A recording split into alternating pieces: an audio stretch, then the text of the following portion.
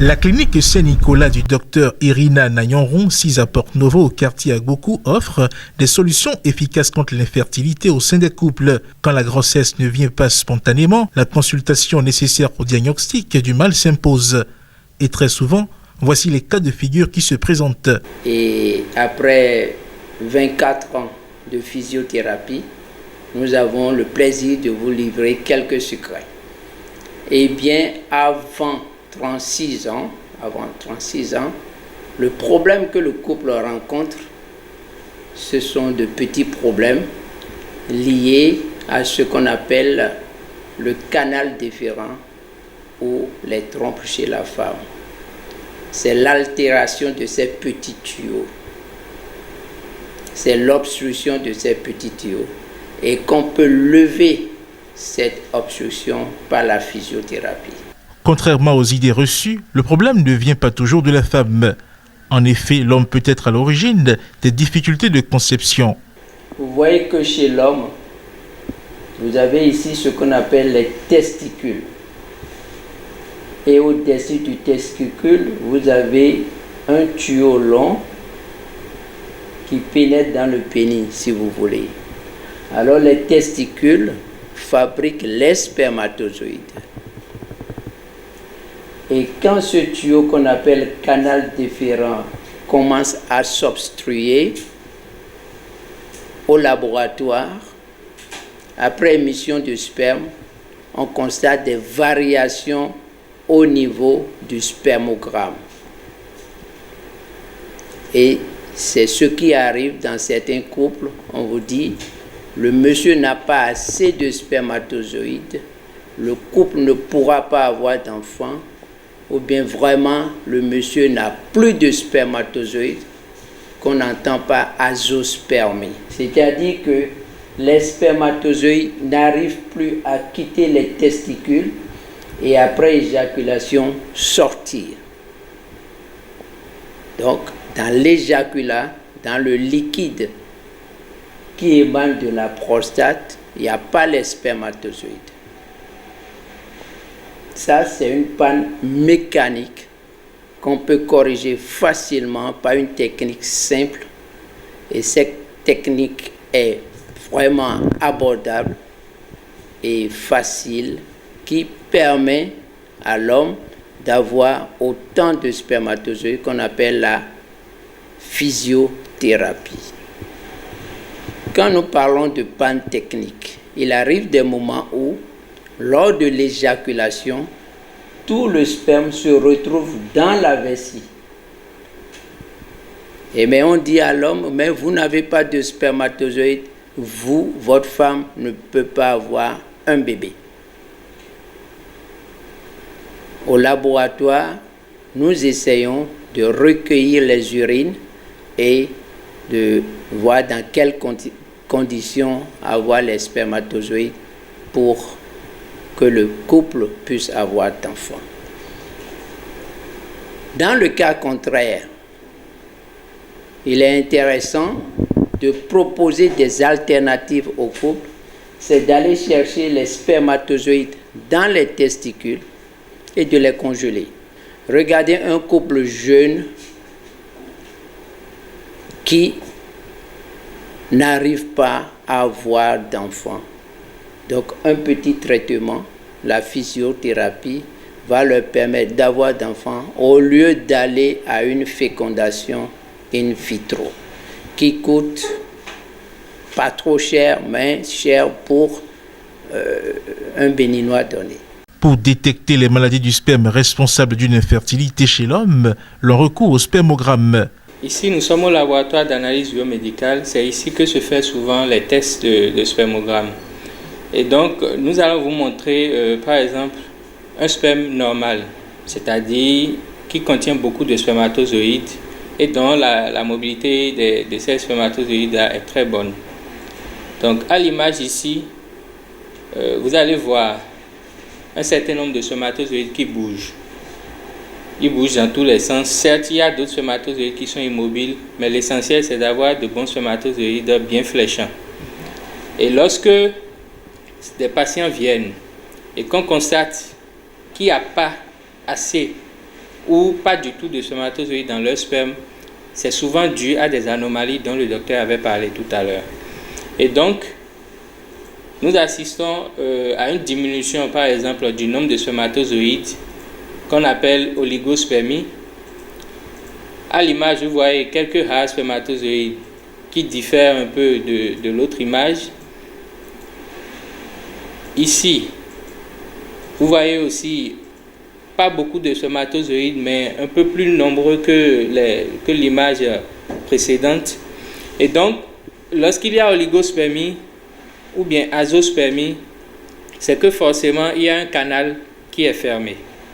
Et la physiothérapie permet en fait de libérer ce canal-là, de déboucher peut-être le canal pour permettre aux spermatozoïdes de bien circuler et de bien sortir dans le sperme.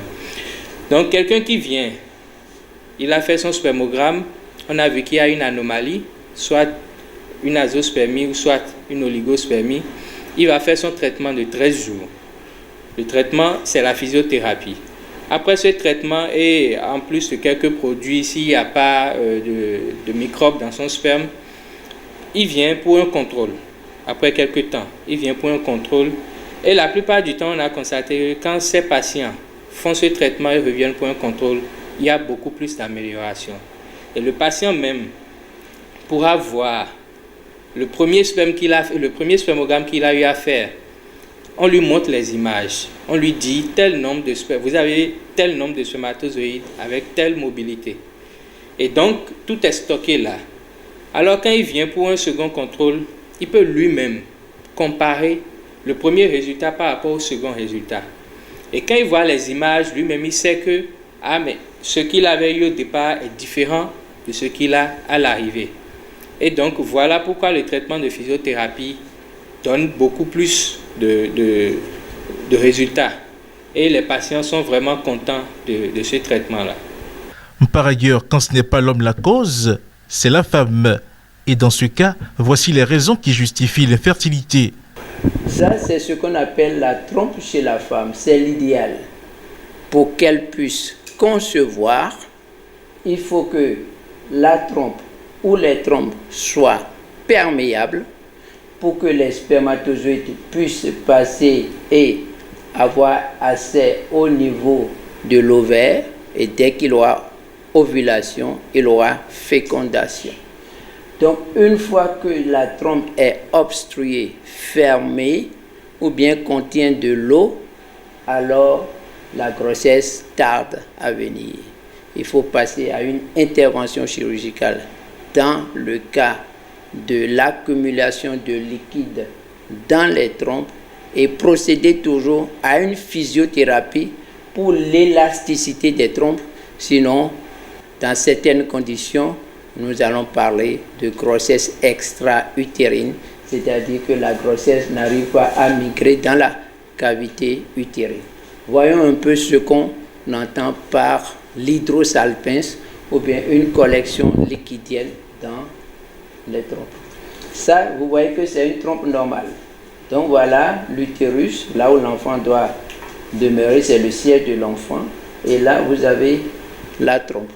Là, vous avez une trompe qui est fermée, les deux trompes sont fermées, mais ça prend de volume, donc il y a une accumulation de liquide dans la trompe. Donc il faut vider cette trompe, mais une fois la trompe vidée, il faut faire en sorte que la trompe soit élastique. D'où l'intérêt de la physiothérapie. Donc avant 36 ans, le problème au niveau du couple est toujours lié au problème infectieux. Donc avec la physiothérapie, le problème de couple souvent est résolu, est réglé. Cependant, l'âge de la femme influence beaucoup la résolution du problème d'infécondité au sein du couple. Ça, c'est l'utérus, c'est une image d'utérus d'une femme et assez de noyaux et qu'on appelle les noyaux myomateux. Donc, ce sont des fibromes. Et ça, vous voyez que ce fibrome occupe la place de l'enfant. Donc, ce fibrome est dans la cavité utérine. de part et d'autre, vous avez des noyaux selon leur grosseur et leur emplacement. Alors le problème qui se pose dans les couples est que déjà après 36 ans, en dehors de l'altération de la trompe chez la femme et le problème du canal déférent chez l'homme, le problème hormonal et tout ce que vous voyez viennent compliquer la chance d'avoir un enfant. Après 36 ans, devant ces cas, on est obligé de passer à une intervention chirurgicale avec des adhérences au niveau de du pelvis qui compliquent davantage la perméabilité et l'élasticité des trompes. Et on est tenu d'aller à ce qu'on appelle la fécondation in vitro, la PMA, la fécondation in vitro ou ICSI et autres formes de PMA. À la clinique Saint-Nicolas d'Agbokou, le docteur André Nayanron et son équipe pratiquent ce type de fécondation. Nous voyons ici 3 types d'embryons avec des divisions cellulaires. On voit le noyau qui est bien divisé. Donc quand c'est comme ça, nous avons beaucoup plus de chances d'avoir un résultat positif à la fin. C'est-à-dire que la patiente qui doit recevoir ces types d'embryons doit s'attendre déjà à avoir son bébé. Ouais. Et quelques temps après le transfert, on fait un test de grossesse pour voir si il y a eu fécondation, c'est-à-dire si elle est vraiment enceinte. Et là, c'est un autre problème. Mais ce que nous voulons vraiment vous montrer ici, c'est que la qualité des embryons dépend en fait de la qualité des gamètes. C'est-à-dire ça dépend de la qualité du sperme et de la qualité des ovocytes. Donc, nous allons vous montrer quelques types de fragmentation des embryons. Vous voyez, quand on parle de fragmentation, en fait, c'est que lorsqu'on prend l'embryon à l'intérieur au niveau des noyaux, le noyau ne se divise plus. Et vous commencez par voir de petits grains qui empêchent le développement de l'embryon. Et ça peut être dû à la mauvaise qualité, que ce soit du sperme ou bien des ovocytes. C'est pourquoi on ne peut pas se lancer dans ce processus qui est vraiment coûteux sans s'assurer vraiment de la qualité de ces gamètes-là. Et donc, il faut très tôt prendre en charge les patients qui ont des anomalies au niveau de leur sperme et chez la femme également. Nous pouvons dire que ce que nous assistons ici à Porto Novo, dans ce centre de PMA, de fécondation in vitro d'ICSI et de congélation des gamètes et des embryons, on peut dire que la grossesse avant 36 ans est un cadeau. Le premier enfant pratiquement vient à 100% parce qu'il n'y a pas une altération du canal déférent ni des trompes.